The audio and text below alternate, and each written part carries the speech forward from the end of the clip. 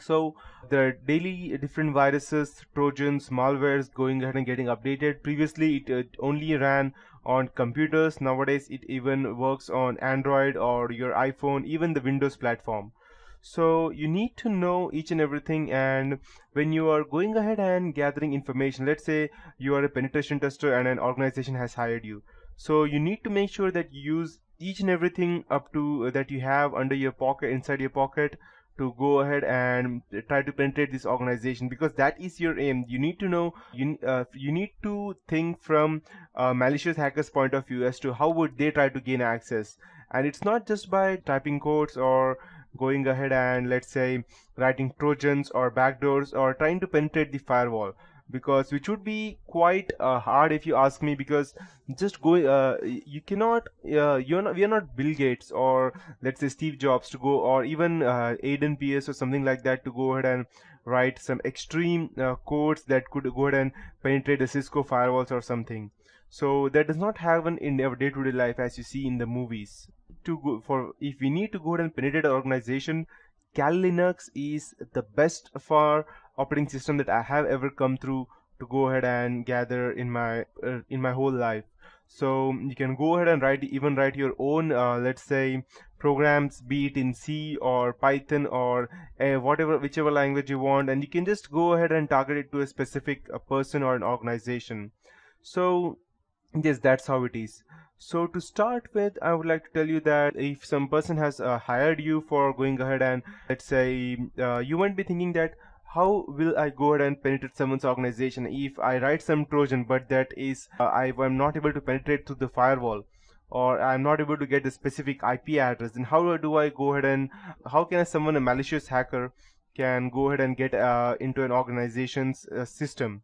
Then at that point of time there comes something which is called as social engineering. Social engineering is a type of con that you go ahead and con into someone to gain information, and any kind of information. It does not require what information is that. So in this tutorials that I would be teaching, I will be telling you some case studies in between as to how there were some penetration testers who went ahead and gathered some information through the clients itself, and they didn't even knew that they were giving out some important information, and then they went ahead and hacked into their personal systems and told them that these are the ways that any kind of hacker go ahead and get your access into your organization. So that is what ethical hacking is. And after that, there are footprinting and reconnaissance, that you need to go ahead and gather information, which operating system the people are using, let's say what they are working on exactly, what kind of firewall they are, which antivirus they are using, and loads of stuff. After that, we need to scan networks as to which IP address they are, again, which IP address they have, what are, let's say, what are the sources of IP address, between which range are they exactly, things like that.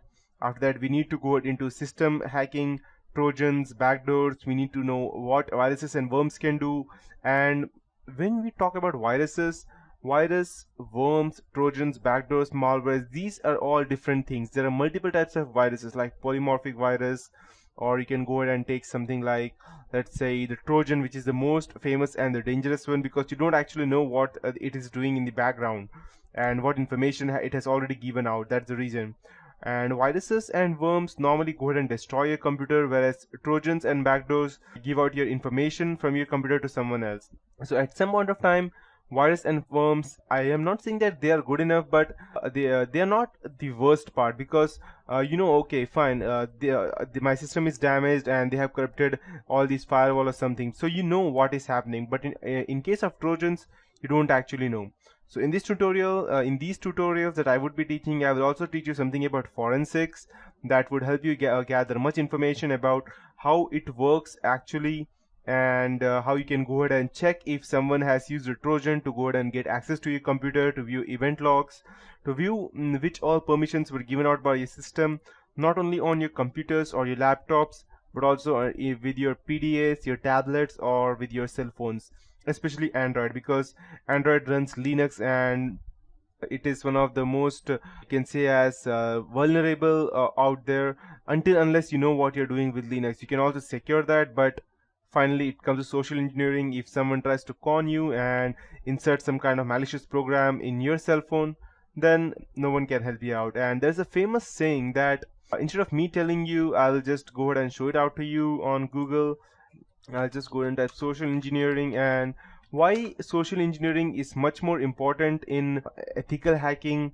I'll let you know, because let's say you can go ahead and patch a software, or you can go ahead and create a software, or even sometimes impenetrable software. But let's say thousands and or you can say lakhs of people are working on some kind of let's say a software.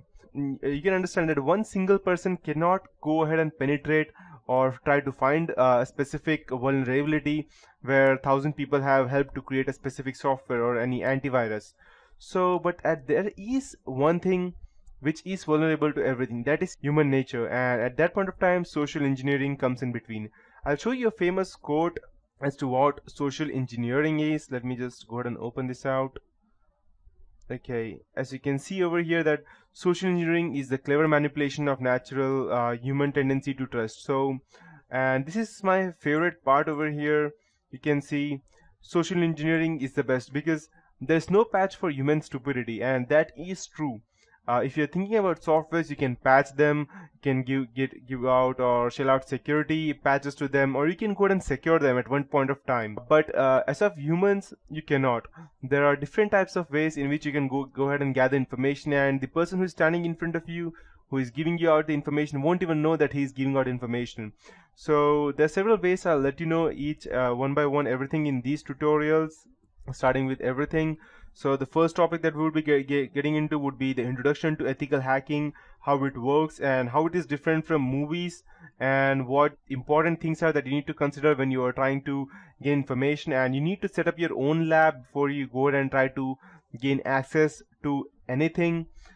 And yes, after that there comes enumeration, sniffing, denial of service attacks, session hijacking, hacking web servers, web cameras, web applications, SQL injections, and even you can also go ahead and penetrate into, let's say, wireless applications such as WEP or WPA, WPA2 Wi-Fi modules, then hacking mobile platforms, evading honeypots, firewalls, buffer overflows, then going ahead and finally into cryptography and forensics as to how we can go ahead and gather them.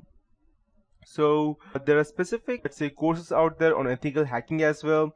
But if you need to keep yourself updated, then you don't only need to go ahead and gather information by looking on the web. You need to go ahead and try it out on your own computers before you can go down and try out on someone else's. So these are things that are important, and in the next tutorial I'll be starting with the main, that is what is ethical hacking and stuff. So that is it for this tutorial. Have a nice day ahead.